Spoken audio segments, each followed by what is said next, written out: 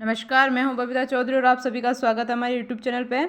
आज हम बात करेंगे 8th पे कमीशन अपडेट के बारे में कि इसमें क्या चल रहा है, कर्मचारियों और सरकार के बीच में क्यों लड़ाई चल रही है, क्यों आंदोलन चल रहा है। तो आगे बढ़ने से पहले मैं आपको बता दूं, अगर आप हमारे चैनल पर नए हैं तो हमारे चैनल को सब्सक्राइब कीजिए और अगर आपको हमारी वीडियो अच्छी लगे तो इसको लाइक कीजिए और शेयर कीजिए। अच्छा, एक बात मैं आपको और बता दूँ, वीडियो बीच में स्किप ना करें, अंत तक बने रहे ताकि आपको पूरी वीडियो समझ में आ जाए। 8वें वेतन आयोग को गठित करने के लिए कर्मचारियों और सरकार के बीच चल रही है लड़ाई।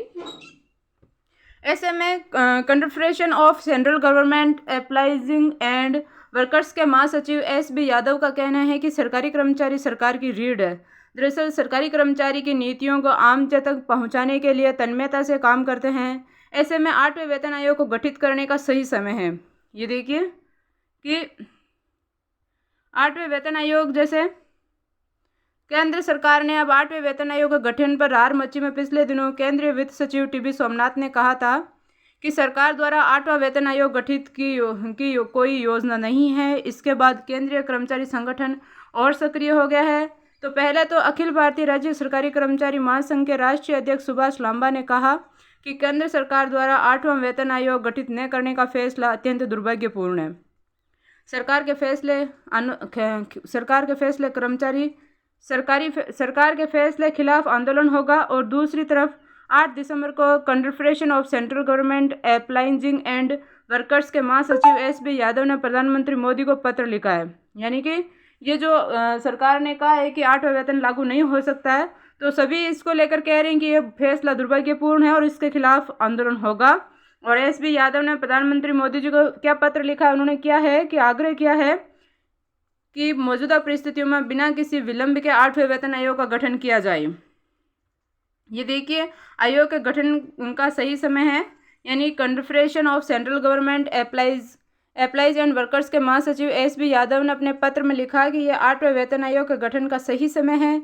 केंद्र सरकार के कर्मचारी सरकार की रीढ़ की तरह काम करते हैं और ये कर्मचारी सरकार की नीतियों को आम जन तक पहुंचाने का काम पूरी तन्मयता से करते हैं। इसीलिए इनके लिए आपको केंद्र सरकार में पिछली बार 2016 में वेतन आयोग की सिफारिशें लागू की गई थी। इसके बाद देश में कोविड संक्रमण हुआ, आवश्यक वस्तुओं की कीमतों को भारी इजाफा देखा गया, प्रोडक्शन इंडस्ट्रीज, निर्माण और स्वास्थ्य सेक्टर में भी तेजी देखने को मिली। ब्याज की ऊंची दरें भी सरकारी कमियों को मुसीबत का सबक बनाई। महंगाई दर भी औसतन 4 से 7% के बीच रही है। और 10 साल की अवधि पर वेतन आयोग का गठन होता है। और यहाँ पर ये देखिए, यादव ने अपने पत्र में 5वें और 6ठे वेतन आयोग की सिफारिशों का भी जिक्र किया है कि 10 साल की अवधि पर वेतन आयोग का गठन होना चाहिए। साथ ही डी और डीआर की दर अगर 50% के पार हो जाती है तो वेतन पत्रों में बदलाव होता है। इसके लिए पहले गठित हुए वेतन आयोगों ने अपनी रिपोर्ट प्रस्तुत करने में करीब 2 वर्ष का समय लिया। इसके बाद सरकार भी रिपोर्ट को लागू करने में 6 माह का समय ले लेती है। Confederation of central government employees and workers के महासचिव एस.बी. यादव ने प्रधानमंत्री मोदी से आग्रह किया कि मौजूदा परिस्थितियों में बिना किसी विलंब के 8वें वेतन आयोग का गठन किया जाए।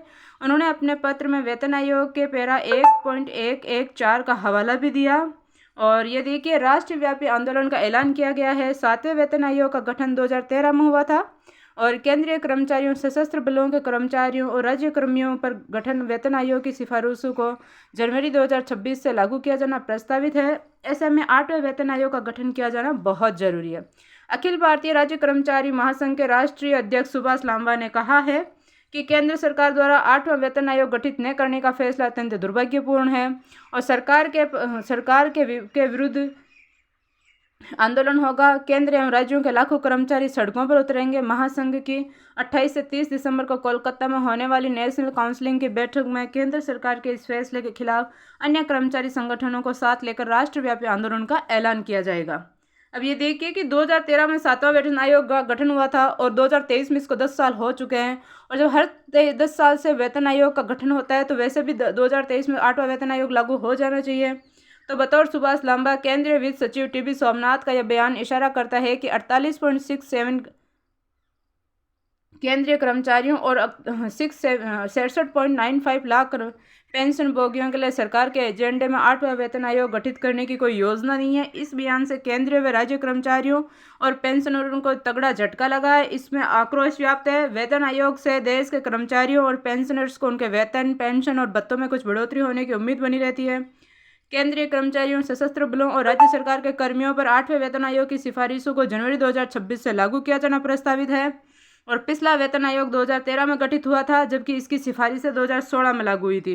नेशनल काउंसिलिंग की बैठक में 600 डेलीगेट्स, ये देखिए, अखिल भारतीय राज्य कर्मचारी महासंघ की 28 व 30 दिसंबर को कोलकाता में होने वाली नेशनल काउंसिलिंग की बैठक में केंद्र सरकार के इस फैसले के खिलाफ अन्य कर्मचारियों को संगठनों को साथ लेकर राष्ट्रव्यापी आंदोलन का ऐलान किया है।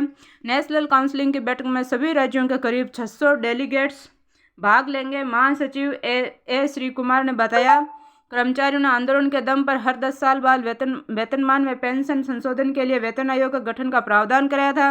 अब तक 7 केंद्रीय वेतन आयोगों का गठन हुआ। केंद्र सरकार ने इसकी सिफारिशों को केंद्रीय कर्मचारियों और पेंशन भोगियों पर लागू किया। जब केंद्र सरकार वेतन आयोग की सिफारिशों को लागू करती है तो उसके बाद राज्य सरकारें भी अपने कर्मचारियों और पेंशन भोगियों पर उक्त सिफारिशों को लागू करती है। ये देखिए, हम सब के लिए बहुत ही अच्छी खबर है कि अगर केंद्र सरकार ने 8वां वेतन आयोग लागू नहीं किया तो सभी कर्मचारी मिलकर आंदोलन चलाएंगे और ये हमारे लिए एक बहुत ही अच्छी खबर है। और इसके बाद हो सकता है कि आंदोलन के बाद सरकार को हार माननी पड़े और 8वां वेतन आयोग लागू करना पड़े। अगर आपको हमारी वीडियो अच्छी लगी हो तो इसे ज़्यादा से ज़्यादा लाइक कीजिए और शेयर कीजिए। धन्यवाद।